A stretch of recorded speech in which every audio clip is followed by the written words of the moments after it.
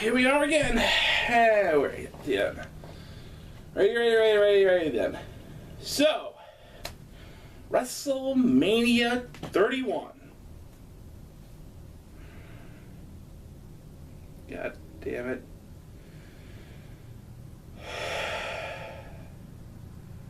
This show is actually really awesome. It was really, really good. I did not see the pre-show. I kind of made a conscious effort to skip it because last year WrestleMania I watched the entire pre-show. I watched all of it, and what happened was, yeah, glasses one's flare. Yeah. Anyways, I watched the entire pre-show. I watched all of it, and that was too much wrestling. Way too much wrestling. Like, you think 3 hours of Raw sucks? Try watching 4 hours of... Hi, Sparrow. Hi, Katie. You gonna join me in the vlog again? Huh? You gonna join me in the vlog again? You little pest? Alright, lay down. Anyways, you think 3 hours of Raw is long? Try watching 6 hours of wrestling. 6 full hours. Yeah, you think... Yeah. Anyways. So, I didn't say I missed the whole pre-show. I did catch one match, and that would be the Andre the Giant Battle Royal. Which, they finally pulled the trigger on the whole Miz Style turns on Miz thing, which... And they actually kind of fooled me that they were going to go for the whole thing, which... They were Miz Style overcomes extreme odds and wins it. But no, Big Show won. And I don't know whether to be okay with that or not okay with that. On the one hand, Big Show won. Big Show won, and I actually do kind of like the Big Show. On the other hand, it's not really a good story. Oh, for Pete's sake, Sparrow, I know, I'm your daddy, I know. Well, you're driving me crazy. Anyways, next is but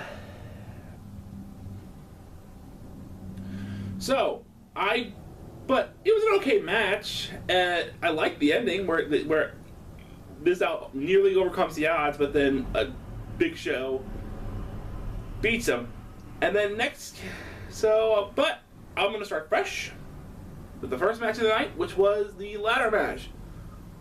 Fucking awesome. Also, they busted each other's asses. They tore the house down. Honestly, that match was so much kick-ass. Hated the build-up to it. I hate championship theft storylines. I do. As soon as Dean Ambrose stole the belt, I was like, oh god, no, not this, please not this. Please not this, please not this.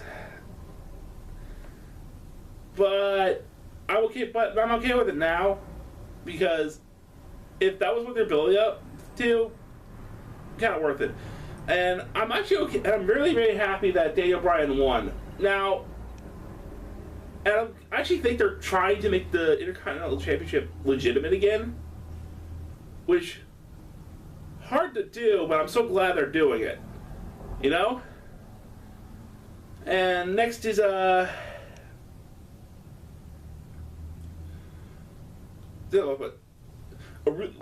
highlights include Luke Harper's entrance, and Luke Harper powering Dean Ambrose through a ladder. Luke Harper's entrance was amazing. They're probably thinking, oh, he didn't do anything special. No, he came out like he was a fucking horror movie villain. He had all the names of his competitors on his jacket all crossed off, like saying, you're going to fucking die. That was awesome. There were a lot of awesome entrances in this Mania, but I'll get on that when I get to the State Triple H one, which was hilarious. And next match was Orton and Raw. But yeah, Daniel Bryan won. And honestly, I think this is a sign they're going to make the Intercontinental Championship relevant again. Which, if that's the case, great. Let's see. Other other cool idea, and I don't think they're going to do this, is I think they might be doing a title unification between Daniel Bryan and spoilers, John Cena for the United States title, which yes, I would love to see that match. I would love to see Daniel Bryan and John Cena tear the house down at the next pay-per-view. If they're going for that. I don't think they're going for that. I think they're going to do Barrett and Bryan, which is going to be really good, and Rusev and Cena 3, which makes sense. They're 1-1. I just hope they keep the... I'll get to that when I get to Rusev and Cena. Next is, But yeah, next is Randy Orton and Rollins. Awesome. They busted each other's asses. And, well, actually, let me tell you why I like this show. Why I like this Mania better than I liked last year's WrestleMania. This year's WrestleMania was, what am I just looked at the side here? My cats keep drawing. This year's WrestleMania, it felt like they cared. It felt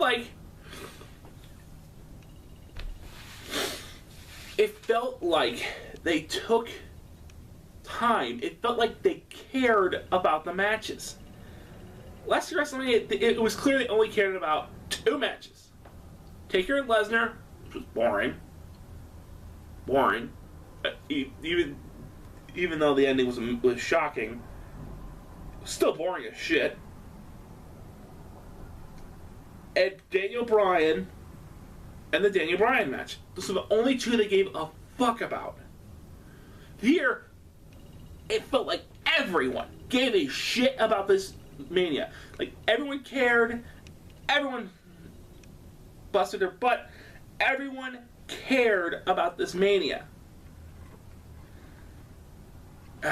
Cats are nuts. I swear I should really just do a luck shoot when I do these things. Anyways. And that was no more evident than Rollins and Orton. They hit each other harder. They busted each other's ass. Seth Rollins did a fucking badass move off the turnbuckle, which I will never know what it was, and had the coolest fucking ending ever, where Rollins goes for the curb stop, jumps on Randy Orton's shoulder, RKO out of nowhere, which was awesome. That was amazing. And honestly, Rollins isn't done for the night, as you guys are probably well aware. As for, so yeah, I liked it. I loved the match. Easily one of the best matches of the night.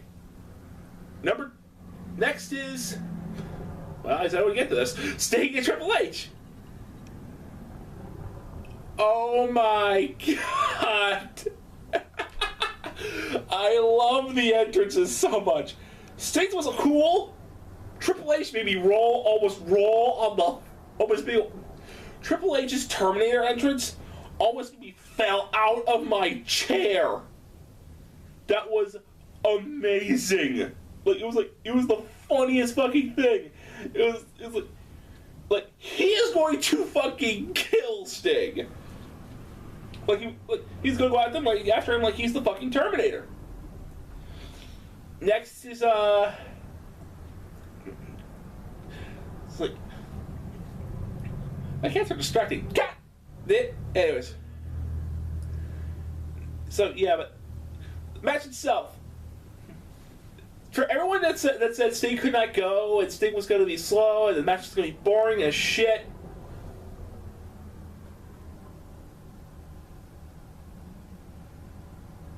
I think I just found the still for the video. Anyways, that Mania match. Oh, that match was good. Like the stuff with Sting and Triple H was amazing. Where it fell apart was DX versus the NWO. I get what they were trying to do.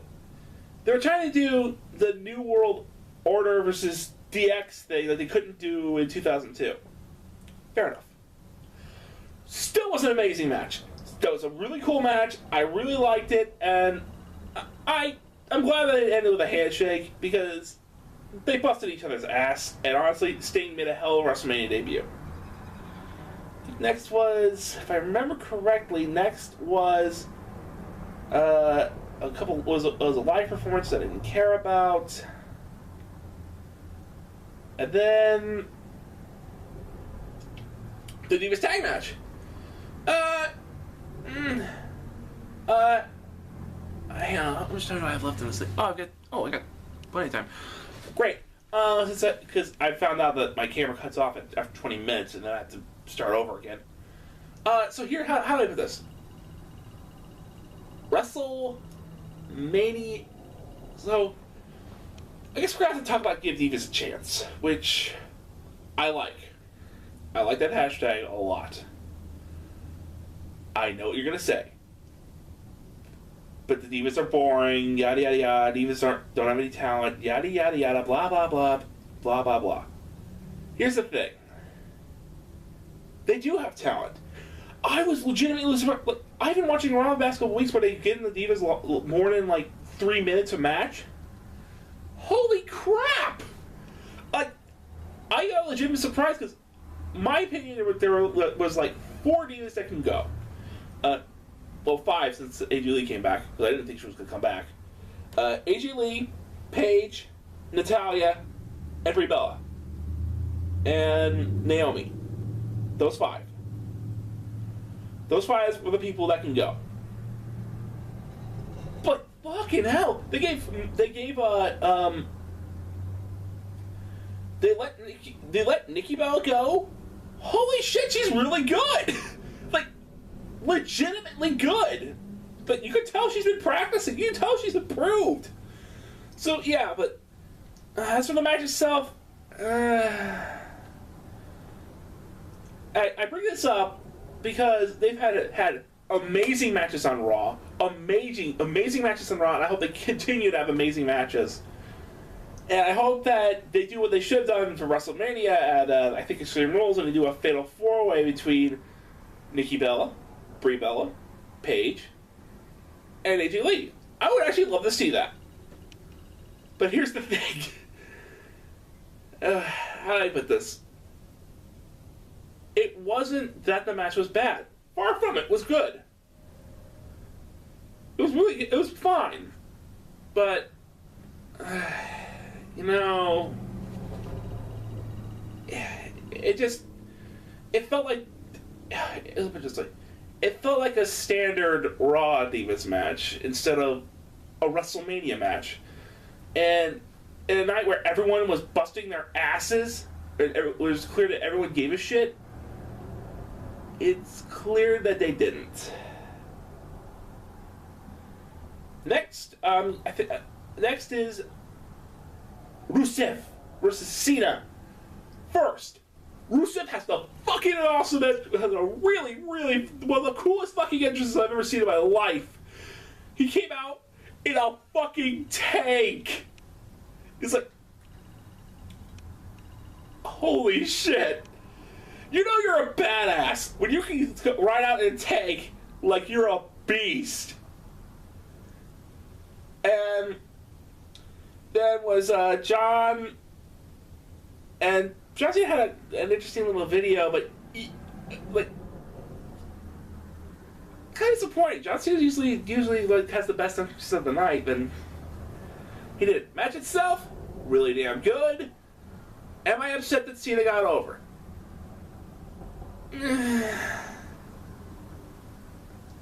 Did he need it? No. Was the match good? Yes. That's how I look at it. Did he need it? No. Was the match great? Yes. So that's my thing. Was the match good? Yes. The match was fantastic. And I can't complain about that. And plus I like Cena. I hope that with him having the United States title and Daniel Bryan have the Intercontinental title, I hope that the two of them come together and have a fantastic match. Next was, oh hell, I remember what next was. The one match I was looking forward to, and the one match on this card that sucked. Wyatt and Taker. I get the story they were trying to tell. I do. The story was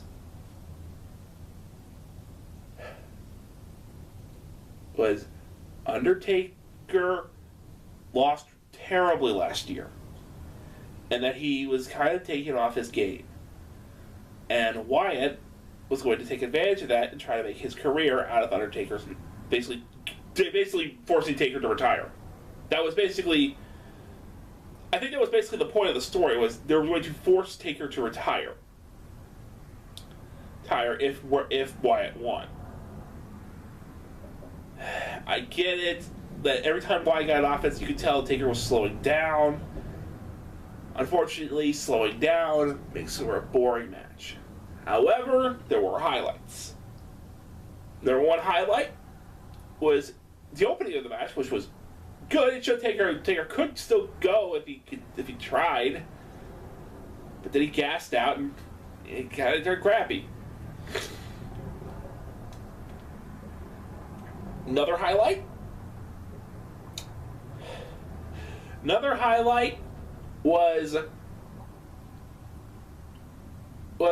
Bray Wyatt's entrance, which is like something out of Creature Feature, where he had scarecrow zombies. Holy crap, that was cool. I love scary, spooky shit. That's why I was really looking forward to Bray Wyatt versus Taker. I was so looking forward to this match.